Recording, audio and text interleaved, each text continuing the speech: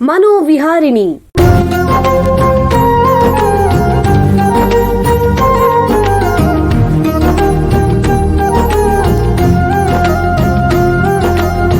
ಬೆಂಗಳೂರಿನ ನಿಮ್ಹಾನ್ಸ್ ವತಿಯಿಂದ ಮಾನಸಿಕ ಆರೋಗ್ಯ ಮತ್ತು ನರವಿಜ್ಞಾನ ಕುರಿತ ಪ್ರಾಯೋಜಿತ ಶಿಕ್ಷಣ ಮಾಲಿಕೆ. ಸಹಯೋಗ ಡಾಕ್ಟರ್ ರಾಮಚಂದ್ರ ಎನ್ ಮೂರ್ತಿ ಮಾನಸಿಕ ಆರೋಗ್ಯ ಮತ್ತು ನರವಿಜ್ಞಾನ ಪ್ರತಿಷ್ಠಾನ ನಿಮ್ಹಾನ್ಸ್. ಕೇಳಿ ಮಾನಸಿಕ ಆರೋಗ್ಯ ಮತ್ತು ನರವಿಜ್ಞಾನ ಕುರಿತ ಮಾಲಿಕೆ ಮನೋವಿಹಾರಿಣಿ. ನಮಸ್ಕಾರ ಶ್ರೋತೃಗಳೇ, ನಿಮಗೆಲ್ಲರಿಗೂ ಮನೋವಿಹಾರಿಣಿ ಶಿಕ್ಷಣ ಮಾಲಿಕೆಯ ಈ ಸಂಚಿಕೆಗೆ ಆತ್ಮೀಯ ಸ್ವಾಗತ. ಹಿಂದಿನ ಸಂಚಿಕೆಯಲ್ಲಿ ಮನೋವೈದ್ಯಕೀಯ ಶಾಸ್ತ್ರ ಕ್ಷೇತ್ರದಲ್ಲಿ ಬಳಸುವಂತಹ ಎಲೆಕ್ಟ್ರೋಕನ್ವಲ್ಸಿವ್ ಚಿಕಿತ್ಸೆ ಅಥವಾ ಇಸಿಟಿ ಅಂದರೆ ವಿದ್ಯುತ್ ಕಂಪನ ಚಿಕಿತ್ಸೆ ಬಗ್ಗೆ ತಿಳ್ಕೊಂಡ್ವಿ.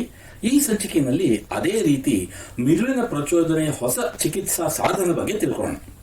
ಜನರಲ್ಲಿ ಸಾಧಾರಣವಾಗಿ ಕಂಡುಬರುವಂತಹ ಮಾನಸಿಕ ಮತ್ತು ನರಮಂಡಲದ ಅಸ್ವಸ್ಥತೆಗಳಿಗೆ ಸರಿಯಾದ ಸಮಯಕ್ಕೆ ಸೂಕ್ತವಾದ ರೋಗ ನಿರ್ಣಯ ಅಂದರೆ ಡಯಾಗ್ನೋಸಿಸ್ ಮತ್ತೆ ಚಿಕಿತ್ಸೆ ದೊರಕಬೇಕಾದದ್ದು ಸಹಜ. ಹಾಗಾಗದಿದ್ದರೆ ಪರಿಸ್ಥಿತಿ ಉಲ್ಬಣವಾಗಬಹುದು, ರೋಗಿಯಲ್ಲಿ ಯಾತನೆ ಅಂಗವೈಕಲ್ಯ ಹೆಚ್ಚಬಹುದು, ಕೆಲವೊಮ್ಮೆ ಜೀವಕ್ಕೂ ಅಪಾಯ ಆಗಬಹುದು. ಹಲವು ಮಾನಸಿಕ ಕಾಯಿಲೆಗಳ ಚಿಕಿತ್ಸೆಗೆ ಒಳ್ಳೆಯ ಔಷಧಿಗಳು ಮತ್ತು ಮಾನಸಿಕ ಚಿಕಿತ್ಸೆಗಳು ಲಭ್ಯವಿದೆ. ಆದರೆ ಕೆಲವೊಮ್ಮೆ ಈ ಚಿಕಿತ್ಸೆಗಳು ಸರಿಯಾದ ರೀತಿಯಲ್ಲಿ ಕೆಲಸ ಮಾಡದೇ ಇರಬಹುದು ಅಥವಾ ನಾವು ಊಹೆ ಮಾಡಿದಷ್ಟು ಪರಿಹಾರವನ್ನು ನೀಡದೇ ಇರಬಹುದು. ಇಂತಹ ಲೋಪಗಳನ್ನು ಸರಿಪಡಿಸಲು ಹಲವಾರು ಸುರಕ್ಷಿತ ವಿಧಾನಗಳನ್ನು ಅಭಿವೃದ್ಧಿಪಡಿಸಲಾಗಿದೆ. ಇವುಗಳಲ್ಲಿ ಪರಿಣಾಮಕಾರಿಯಾದ ಆದರೆ ಕೆಲವೊಮ್ಮೆ ತಪ್ಪಾಗಿ ಅರ್ಥೈಸಿಕೊಂಡಿರುವಂತಹ ಎಲೆಕ್ಟ್ರೋಕನ್ವಲ್ಸಿವ್ ಚಿಕಿತ್ಸೆ ಅಥವಾ ಇಸಿಟಿ ಅಂದರೆ ವಿದ್ಯುತ್ ಕಂಪನ ಚಿಕಿತ್ಸೆಯ ಬಗ್ಗೆ ತಜ್ಞರು ಹಿಂದಿನ ಸಂಚಿಕೆಯಲ್ಲಿ ತಿಳಿಸಿದರು. ಈ ಚಿಕಿತ್ಸಾ ವಿಧಾನದಲ್ಲಿ ರೋಗಿಯ ಮಿದುಳಿಗೆ ಸಣ್ಣ ಪ್ರಮಾಣದ ವಿದ್ಯುತ್ತನ್ನು ಹಾಯಿಸ್ತಾರೆ. ಹಾಗಿದ್ರೂ ಇದು ಸುರಕ್ಷಿತವಾದ ಚಿಕಿತ್ಸಾ ವಿಧಾನ. ಇದರ ಬಗ್ಗೆ ಆತಂಕ ಪಟ್ಕೋಬೇಕಾಗಿಲ್ಲ ಅನ್ನೋದನ್ನು ಕೂಡ ತಜ್ಞರು ವಿವರಿಸಿದರು. ಅದೇ ರೀತಿ ಇರುವಂತಹ ಇನ್ನೆರಡು ಚಿಕಿತ್ಸಾ ವಿಧಾನಗಳು ಟ್ರಾನ್ಸ್ಕ್ರೇನಿಯಲ್ ಮ್ಯಾಗ್ನೆಟಿಕ್ ಸ್ಟಿಮ್ಯುಲೇಷನ್ ಅಥವಾ ಟಿಎಂಎಸ್ ಮತ್ತು transcranial direct current stimulation TDCS ಅನ್ನೋದರ ಬಗ್ಗೆ ಇಂದಿನ ಸಂಚಿಕೆಯಲ್ಲಿ ತಿಳ್ಕೊಳ್ಳೋಣ. ಮನೋವೈದ್ಯಕೀಯ ಶಾಸ್ತ್ರ ಕ್ಷೇತ್ರದಲ್ಲಿ ಸುಮಾರು 20 ವರ್ಷಗಳಿಂದ ವೈದ್ಯಕೀಯ ಸೇವೆ ಮತ್ತು ಸಂಶೋಧನೆ ಮಾಡ್ತಾ ಇರುವಂತಹ ನಿಮ್ಹಾನ್ಸ್ನ ಸೈಕ್ಯಾಟ್ರಿ ವಿಭಾಗದ ಪ್ರಾಧ್ಯಾಪಕರಾಗಿರೋ ಡಾಕ್ಟರ್ ಊರ್ವಾಕ್ಷ್ ಮೆಹ್ತಾ ಅವರು ನಮ್ಮ ಜೊತೆ ಇದ್ದಾರೆ. ಅವ್ರನ್ನ ಸ್ವಾಗತಿಸೋಣ. ನಮಸ್ಕಾರ ಡಾಕ್ಟರ್ ಊರ್ವಾಕ್ಷ್ ಅವರೇ. ನಮಸ್ಕಾರ. ನಿಮಗೆ ಈ ಕಾರ್ಯಕ್ರಮಕ್ಕೆ ಸ್ವಾಗತ. ಅವರ ಜೊತೆ ಅದೇ ವಿಭಾಗದಲ್ಲಿ ಸುಮಾರು 15 ವರ್ಷಗಳಿಂದ ಸೇವೆ ಸಲ್ಲಿಸ್ತಾ ಇರುವಂತಹ ಸಹ ಪ್ರಾಧ್ಯಾಪಕರಾಗಿರೋ ಡಾಕ್ಟರ್ ಶ್ರೀರಾಜ್ ಅವರು ಕೂಡ ಬಂದಿದ್ದಾರೆ. ಅವ್ರನ್ನ ಕೂಡ ಸ್ವಾಗತಿಸೋಣ. ನಮಸ್ಕಾರ ಡಾಕ್ಟರ್ ಶ್ರೀರಾಜ್ ಅವರೇ. ನಮಸ್ಕಾರ. ನಿಮಗೆ ಈ ಕಾರ್ಯಕ್ರಮಕ್ಕೆ ಸ್ವಾಗತ.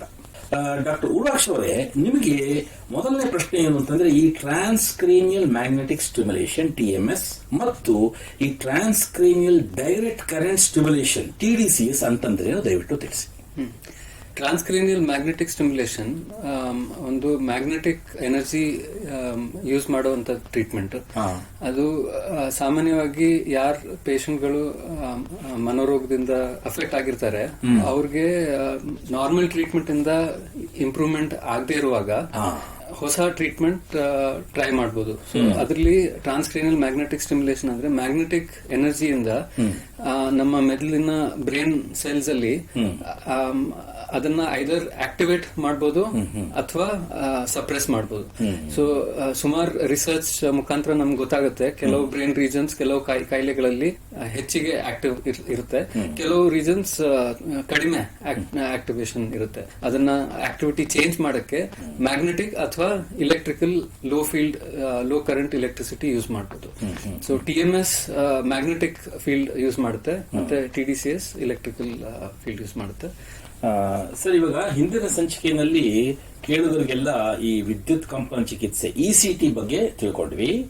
ಈ ಟಿಎಂಎಸ್ ಮತ್ತೆ ಟಿಡಿಸಿಎಸ್ ಅಂತ ಡಾಕ್ಟರ್ ಹೇಳಿದ್ರಲ್ಲ, ಅದಕ್ಕೂ ಈ ಇಸಿಟಿಗೂ ಏನ್ ವ್ಯತ್ಯಾಸ ದಯವಿಟ್ಟು ತಿಳಿಸಿ ಡಾಕ್ಟರ್ ಶ್ರೀರಾಜ್ ಅವರೇ. ಇಸಿಟಿನಲ್ಲಿ ನೀವು ಕಳೆದ ಸಂಚಿಕೆಯಲ್ಲಿ ತಿಳಿದ ಹಾಗೆ ಅದರಲ್ಲಿ higher dose of electric current ಅನ್ನು ಯೂಸ್ ಮಾಡ್ತೇವೆ. ಇದರಲ್ಲಿ ನಾವು ಕೊಡುವಂತ ಡೋಸ್ ಬಹಳ ಕಡಿಮೆ ಇರುತ್ತೆ, ಟಿಎಂಎಸ್ ಆಗಲಿ ಅಥವಾ ಟಿಡಿಸಿಎಸ್ ಆಗಲಿ. ಹಾಗೆಯೇ ವೋಲ್ಟೇಜ್ ಕೂಡ ತುಂಬಾ ಕಡಿಮೆ ಇರುತ್ತೆ. ಸೊ ಇದರಲ್ಲಿ ನೋವಾಗೋದು ಇದು ಬಹಳ ಕಡಿಮೆ. ಅಂಡ್ ಇದರಲ್ಲಿ ಅರವಳಿಕೆ ಕೊಡೋದಿಲ್ಲ, ಪ್ರಜ್ಞೆ ಇರೋ ಹಾಗೇನೆ ಈ ಟ್ರೀಟ್ಮೆಂಟ್ ಅನ್ನು ಕೊಡಲಾಗ್ತದೆ. ಅಂಡ್ ಈ ಟ್ರೀಟ್ಮೆಂಟ್ ಅನ್ನ ಕೆಲವು ನಿಮಿಷಗಳ ಕಾಲ ಕೊಡ್ತೇವೆ. ಒಂದು ಸೆಷನ್ ನಲ್ಲಿ ಜನರಲಿ 5 ನಿಮಿಷದಿಂದ ಅರ್ಧ ಗಂಟೆ ಕಾಲದ ತನಕ ಐದರ್ ಟಿಎಂಎಸ್ ಅಥವಾ ಟಿಡಿಸಿಎಸ್. ಸೊ ಈ ಟೈಮ್ ಒಂದು ಸೆಷನ್ ನಡೀತದೆ. ಯಾವ ರೀತಿಯ ಮಾನಸಿಕ ಮತ್ತು ನರಮಂಡಲದ ಕಾಯಿಲೆಗಳಲ್ಲಿ ಈ ಟಿಎಂಎಸ್ ಮತ್ತೆ ಟಿಡಿಸಿಎಸ್ ಅನ್ನ ನೀವು ಬಳಸ್ತೀರಾ? ಅದು ಸುರಕ್ಷಿತವೇ? ದಯವಿಟ್ಟು ತಿಳಿಸಿ. TMS ಮತ್ತೆ TDCS ಟ್ರೀಟ್ಮೆಂಟ್ ಮುಖ್ಯವಾಗಿ ಡಿಪ್ರೆಷನ್ ರೋಗದಲ್ಲಿ ಯೂಸ್ ಆಗುತ್ತೆ. ಅಕಸ್ಮಾತ್ ಮಾತ್ರೆ ತಗೊಂಡಿದ್ಮೇಲೆ ಅಥವಾ ಕೌನ್ಸಿಲಿಂಗ್ ಆದ್ಮೇಲೆ ಯಾರಿಗೆ ಇಂಪ್ರೂವ್ಮೆಂಟ್ ಆಗೋದಿಲ್ಲ ಅವ್ರಿಗೆ TMS ಅಥವಾ TDCS ಟ್ರೀಟ್ಮೆಂಟ್ ಕೊಡ್ಬೋದು. ಕೆಲವು ಬೇರೆ ಕಾಯಿಲೆಗಳಲ್ಲೂ ಇಂಪ್ರೂವ್ಮೆಂಟ್ ಕಾಣ್ಬೋದು. ಫಾರ್ ಎಕ್ಸಾಂಪಲ್ OCD, ಗೀಳು ಬೇನೆ, ಆಬ್ಸೆಸಿವ್ ಕಂಪಲ್ಸಿವ್ ಡಿಸಾರ್ಡರ್ ಅಂತ ಹೇಳ್ತೀವಿ, ಅದರಲ್ಲಿ TMS ಯೂಸ್ ಮಾಡಬಹುದು. ಮತ್ತೆ ಸಬ್ಸ್ಟೆನ್ಸ್ ಯೂಸ್ ಡಿಸಾರ್ಡರ್ಸ್, ಯಾರಿಗೆ ನಶೆ ಮಾಡೋದು ಕಾಯಿಲೆ ಇರುತ್ತೆ, ಅವರಲ್ಲೂ TMS, ಡೀಪ್ TMS ಯೂಸ್ಫುಲ್ ಇದೆ ಅಂತ ಬರುತ್ತೆ. ಕೆಲವು ಬೇರೆ ಲಕ್ಷಣಗಳು, ಹ್ಯಾಲುಸಿನೇಷನ್ ಹೇಳ್ತೀವಿ, ಯಾರು ಇಲ್ದಿರುವಾಗ ಕಿವಿನಲ್ಲಿ ಶಬ್ದಗಳು ಕೇಳೋದು, ಅದು ಒಂದು ಸೈಕಾಟಿಕ್ ಸಿಂಪ್ಟಮ್. ಅದೊಂದು ಸ್ಕಿಜೋಫ್ರಿನಿಯಾ ಅಂತ ಒಂದು ರೋಗದಲ್ಲಿ ಆ ಸಿಂಪ್ಟಮ್ಸ್ ಇರುತ್ತೆ. ಅದು ಮಾತ್ರೆಯಿಂದ ಅಕಸ್ಮಾತ್ ಇಂಪ್ರೂವ್ಮೆಂಟ್ ಆಗ್ಲಿಲ್ಲ ಅಂದ್ರೆ ಅಂತ ಪರಿಸ್ಥಿತಿಯಲ್ಲೂ TMS ಅಥವಾ TDCS ಯೂಸ್ ಮಾಡ್ತೀವಿ ನಾವು. TMS ಮತ್ತೆ TDCS ಎರಡು treatment safe treatments. So repeated ಆಗಿ ಕೊಟ್ಟಿದ್ಮೇಲೆ, ಒಂದು ಕೆಲವು ದಿವಸ, ವಾರಗಳು ಕೊಟ್ಟಿದ್ಮೇಲೆನೂ ಸೈಡ್ ಎಫೆಕ್ಟ್ಸ್ ಏನೂ ಆಗೋದಿಲ್ಲ. ಟ್ರೀಟ್ಮೆಂಟ್ ತಗೊಳ್ಳುವಾಗ ಕೆಲವು ಸತಿ ಸ್ವಲ್ಪ ಡಿಸ್ಕಂಫರ್ಟ್ ಆಗ್ಬೋದು. ವೆರಿ ರೇರ್ಲಿ TMS ಇಂದ ಸೀಜರ್ ಆಗ್ಬೋದು. ಸೊ ಯಾರಿಗೆ ಫಿಟ್ಸ್ ಕಾಯಿಲೆ ಇರುತ್ತೆ, ಸೀಜರ್ ಕಾಯಿಲೆ ಇರುತ್ತೆ, ಅವ್ರಿಗೆ ಸಾಮಾನ್ಯವಾಗಿ TMS ಕೊಡೋದಿಲ್ಲ.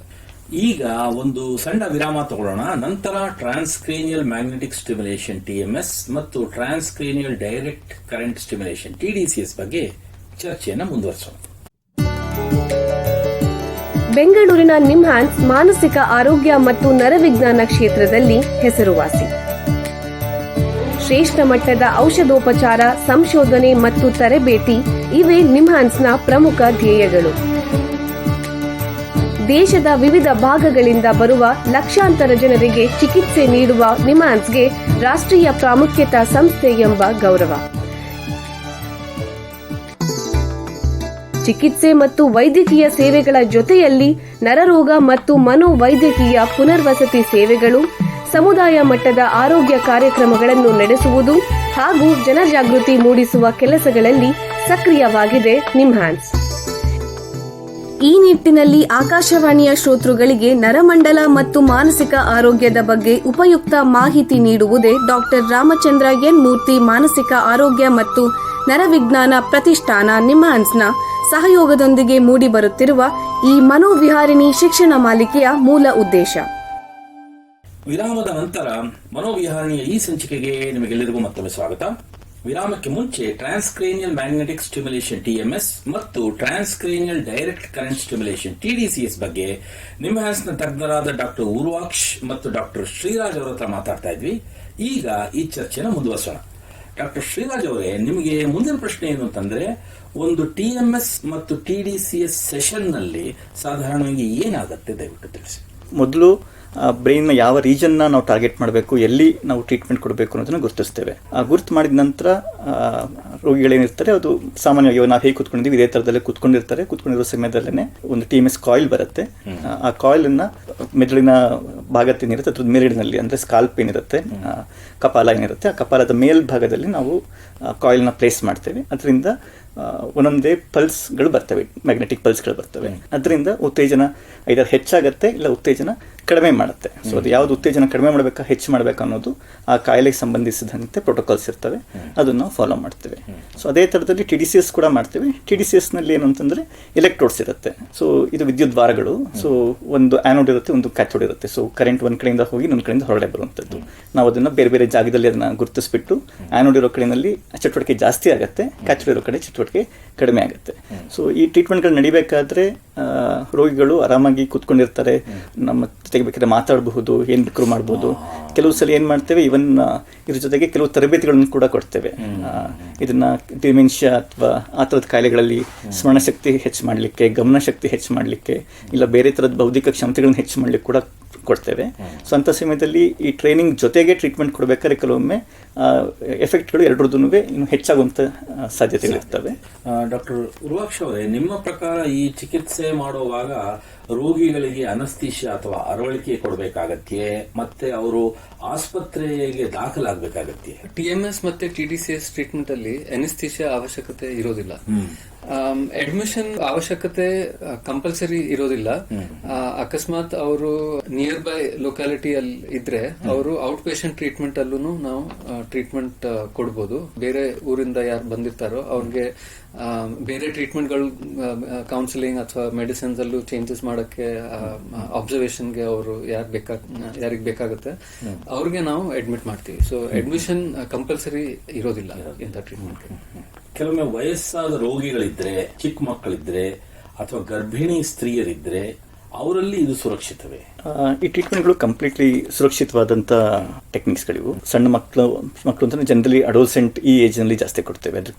ನಂತರ ಈವನ್ ವಯಸ್ಸಾದವ್ರನ್ನೂ ಕೂಡ ಇದನ್ನು ಕೊಡ್ತೇವೆ. ಅದ್ರ ಜೊತೆಗೆ ಹಲವಾರು ಪೇಷಂಟ್ಸ್ ಗರ್ಭಿಣಿಯರಾಗ್ಲಿ ಇಲ್ಲ ಬೇರೆ ಮೆಡಿಕಲ್ ತೊಂದರೆಗಳಿದ್ದಂಥವ್ರು ಬೇರೆ ಹಲವಾರು ತರದ ಮಾತ್ರೆಗಳನ್ನು ತಗೊಳ್ತಾ ಇರ್ತಾರೆ. ಸೊ ಅಂತ ಸಮಯದಲ್ಲೂ ಕೂಡ ಈ ಟ್ರೀಟ್ಮೆಂಟ್ಗಳನ್ನು ಸುರಕ್ಷಿತವಾಗಿ ಕೊಡಲಾಗ್ತದೆ. ಡಾಕ್ಟರ್ ಉರ್ವಾಕ್ಷ ಅವರೇ, ಈ ಎರಡು ಚಿಕಿತ್ಸೆಗಳಿಂದ ಸೈಡ್ ಎಫೆಕ್ಟ್ಸ್ ಅಥವಾ ಅಡ್ಡ ಪರಿಣಾಮಗಳಿದೆಯೇ? ಯಾವ್ದಾದ್ರು ಅಪಾಯಗಳಿವೆಯೇ? ದಯವಿಟ್ಟು ತಿಳಿಸಿ. ಏನೇ ಅಪಾಯ ಇದ್ರೂ ಅದು ಒಂದು ಟೆಂಪ್ರರಿ ಅಪಾಯ. ಮೋಸ್ಟ್ ಕಾಮನ್ ಅಪಾಯ ಏನಂತಂದ್ರೆ ಟ್ರೀಟ್ಮೆಂಟ್ ಕೊಡುವಾಗ ಸ್ವಲ್ಪ ಡಿಸ್ಕಂಫರ್ಟ್ ಆಗುತ್ತೆ. ಒಂಥರ ತಲೆ ಮೇಲೆ ಸಣ್ಣ ಒಂದು ಸ್ಟಿಕ್ ತಗೊಂಡು ಹೊಡೆದಂಗ್ ಆತರ ಸೆನ್ಸೇಷನ್ ಬರುತ್ತೆ. ಕೆಲವ್ರಿಗೆ ಆ ನಾಯ್ಸ್ ಇಂದ ಸ್ಟಿಮ್ಯುಲೇಷನ್ ಆದಾಗ ಸ್ವಲ್ಪ ಸೌಂಡ್ ಬರುತ್ತೆ. ಆ ಸೌಂಡ್ ಇಂದ ಕೆಲವ್ರಿಗೆ ತೊಂದರೆ ಆಗ್ಬೋದು. ಸೊ ಇಯರ್ ಪ್ಲಗ್ಸ್ ಯೂಸ್ ಮಾಡ್ಬೋದು ಅದನ್ನ ಸೌಂಡ್ ಕಡಿಮೆ ಮಾಡ್ಲಿಕ್ಕೆ. Very rarely maybe 1 in 10,000 or more subjects ಅಲ್ಲಿ TMS ಇಂದ ಒಂದು ಸೀಜರ್ ಆಗ್ಬೋದು. ಕೆಲವ್ರಿಗೆ ಮೆದುಳಲ್ಲಿ ಒಂದು ಸರ್ಜರಿ ಆಗಿ ಇಂಪ್ಲಾಂಟ್ಸ್ ಗಳು ಆಗಿರ್ತವೆ. ಅಂತ ಸಂದರ್ಭದಲ್ಲಿ TMS ನ ಅವಾಯ್ಡ್ ಮಾಡ್ತೀವಿ. ಡಾಕ್ಟರ್ ಶ್ರೀರಾಜ್ ಅವರೇ, ನಿಮ್ಮ ಪ್ರಕಾರ ಈ TMS ಮತ್ತೆ TDCS ಅನ್ನೋದು ಎಷ್ಟು ಪರಿಣಾಮಕಾರಿ ಮತ್ತು ರೋಗಿಗಳಲ್ಲಿ ಸುಧಾರಣೆ ಕಾಣಕ್ಕೆ ಎಷ್ಟು ಸೆಷನ್ಗಳು ಬೇಕಾಗುತ್ತೆ? TMS ಮತ್ತು TDCS ಬೇರೆ ಮಾತ್ರೆಗಳಿಗೆ ಅಥವಾ ಬೇರೆ ಔಷಧಿಗಳಿಗೆ ಹೋಲಿಸ್ಕೊಂಡ್ರೆ ಸ್ವಲ್ಪ ಕಡಿಮೆ ಪರಿಣಾಮಕಾರಿ ಅಂತ ಹೇಳ್ಬೋದು. ಮತ್ತೆ ಇದನ್ನ ಜನರಲಿ ನಾವು ಯಾರಿಗೆ ಈ ಔಷಧಗಳಿಂದ ಅಥವಾ ಫಸ್ಟ್ ಲೈನ್ ಟ್ರೀಟ್ಮೆಂಟ್ಗಳಿಂದ ಹೆಲ್ಪ್ ಆಗೋದಿಲ್ಲ ಅಂತ ಪೇಷಂಟ್ಸ್ನಲ್ಲಿ ಕೊಡ್ತೇವೆ. ಜೊತೆಗೆ ಇದನ್ನ ಜನರಲಿ ನಾವು ಹೆಚ್ಚುವರಿ ಟ್ರೀಟ್ಮೆಂಟ್ ಆಗಿ ಕೊಡ್ತೇವೆ. ಅಂತಂದ್ರೆ ಔಷಧಗಳು ನಡೀತಾ ಇರುತ್ತೆ, ಅವುಗಳ ಜೊತೆಗೆ ಈ TMS ಅಥವಾ TDCS ಟ್ರೀಟ್ಮೆಂಟ್ಗಳನ್ನ ಕೊಡ್ತೇವೆ. ಸೊ ಇದು ಇಂಪ್ರೂವ್ಮೆಂಟ್ ಬರಲಿಕ್ಕೆ ಒಂದು ಸೆಷನ್ ಇಂದ ಅಥವಾ ಬರೀ 2 ಸೆಷನ್ ಇಂದ ಇಂಪ್ರೂವ್ಮೆಂಟ್ ಬರುವುದಿಲ್ಲ. ಇದನ್ನ ಮತ್ತೆ ಕೊಟ್ಟಾಗ ಅದ್ರದ್ದು ಇಂಪ್ರೂವ್ಮೆಂಟ್ ಕಾಣಿಸ್ಕೊಳ್ಳಿಕ್ಕೆ ಶುರುವಾಗುತ್ತೆ. ಸೊ ಟ್ರೀಟ್ಮೆಂಟ್ ಡ್ಯೂರೇಷನ್ ವೇರಿ ಆಗುತ್ತೆ.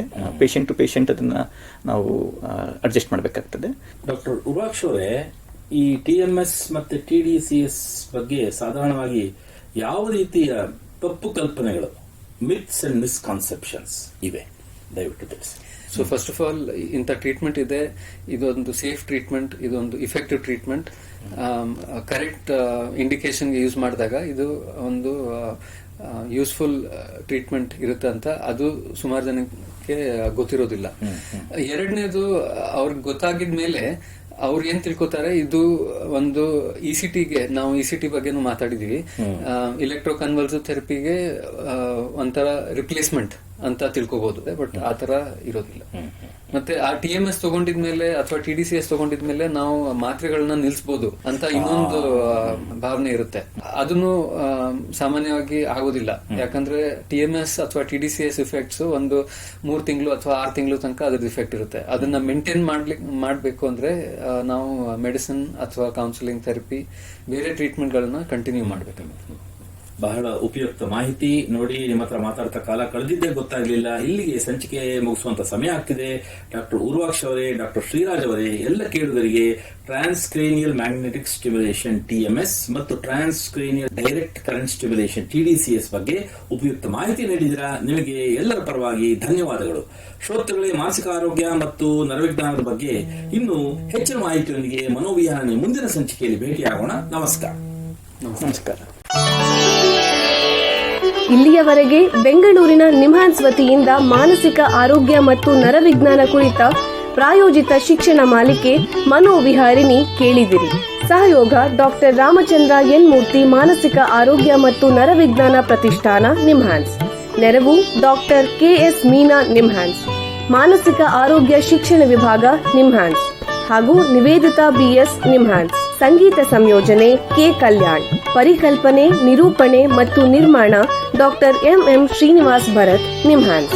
ನಿಮ್ಮ ಸಂದೇಶಗಳನ್ನು ಕಳಿಸಬೇಕಾದ ದೂರವಾಣಿ ಸಂಖ್ಯೆ 89951055224 7899105524 ವಾಟ್ಸ್ಆಪ್ ಸಂದೇಶಗಳು ಮಾತ್ರ. ಈ ಕಾರ್ಯಕ್ರಮದ ಮುಂದಿನ ಸಂಚಿಕೆ ಮುಂದಿನ ವಾರ ಇದೇ ಸಮಯಕ್ಕೆ ಮನೋವಿಹಾರಿಣಿ ಮಾಲಿಕೆಯಲ್ಲಿ.